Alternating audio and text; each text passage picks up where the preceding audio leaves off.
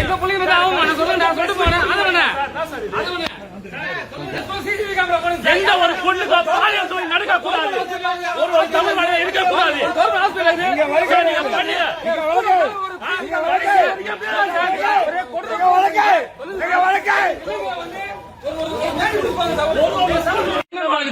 இங்க என்ன நடக்குதுன்னா கவர்மெண்ட் என்ன தான் பண்றாங்கன்னு தெரியல சார்.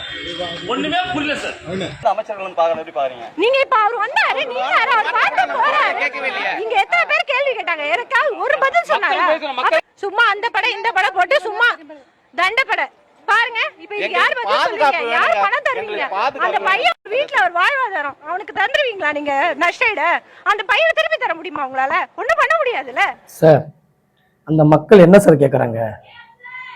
தங்களுக்கு பாதுகாப்பு, தன்னோட பிள்ளைகளுக்கு பாதுகாப்பு தான் சார் கேட்குறாங்க.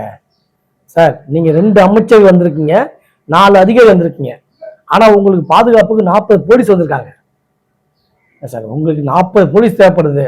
நாள்தோறும் பள்ளிக்கு போகிற பிள்ளைங்களுக்கு பாதுகாப்பே இல்லையே சார்.